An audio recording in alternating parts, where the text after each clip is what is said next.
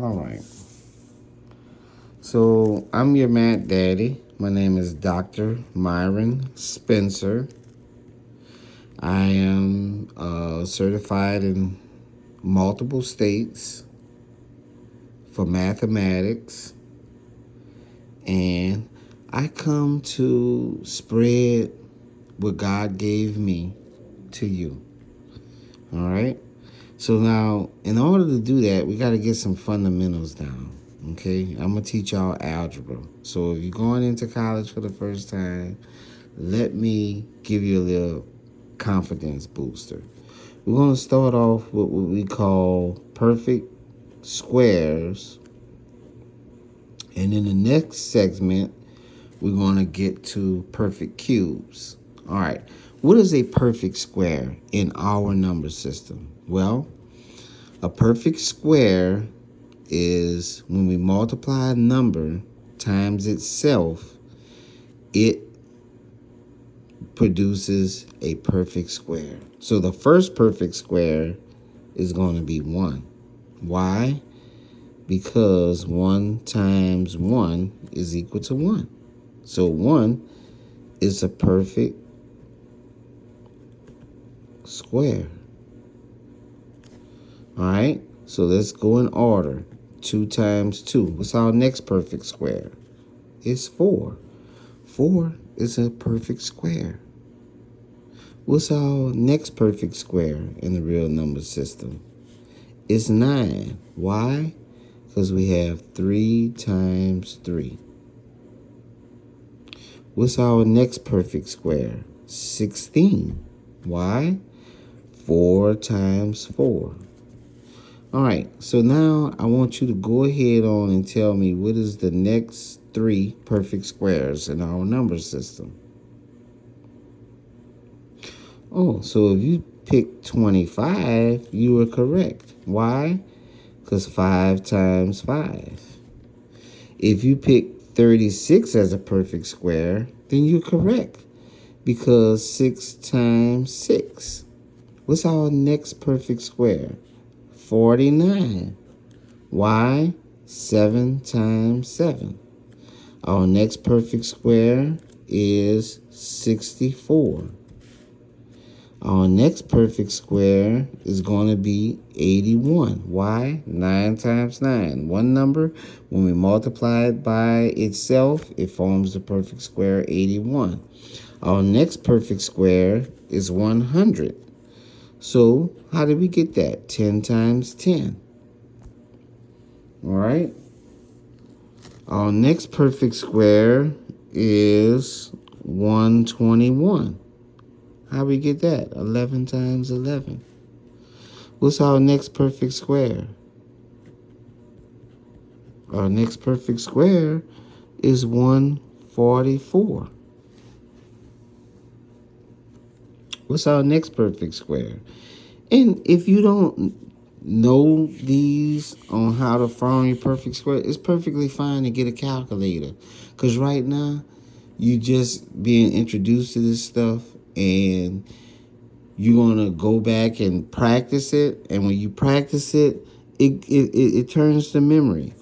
And if you get away from it for a couple of weeks, you may forget. But at least you know how to do it.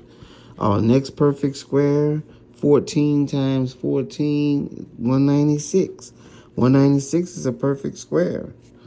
Why am I teaching you these perfect squares? Because they're all in algebra. They're used widely.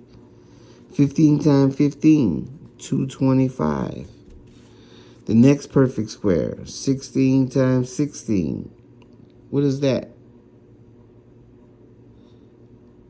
256 is the next perfect square. All right, what's the next perfect square in our number system? 289. Then we got 18 times 18. The next perfect square is 324. What's the next one? 19 times 19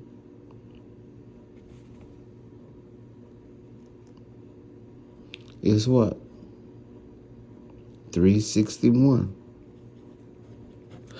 And then 20 times 20 is 400. Now, this can go on and on to infinity. Go to infinity. And those numbers will keep going on and on. But these are the first ones. These are the ones that's most commonly used. Now, we're going to go to what we call square roots.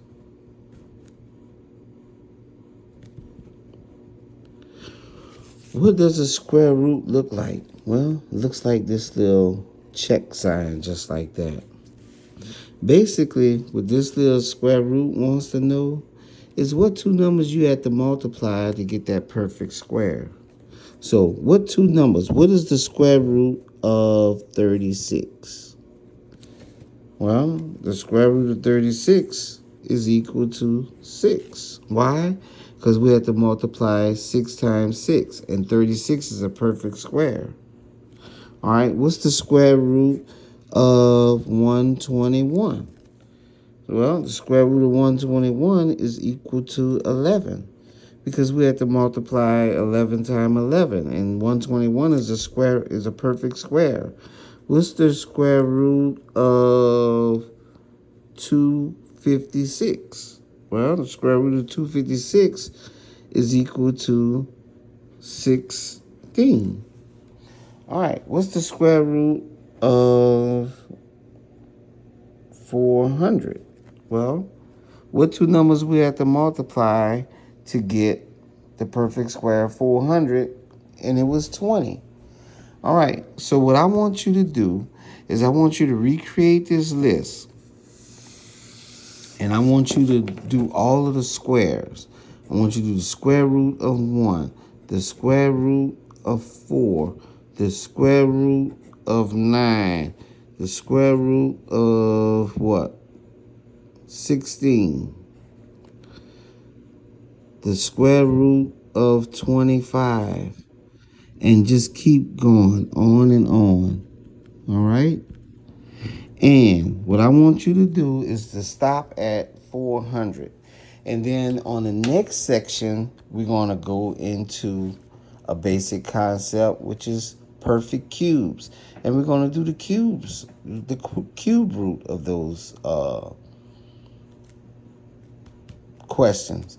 And I want you to follow the same concept with the perfect squares that we're going to follow with the perfect cubes. Okay?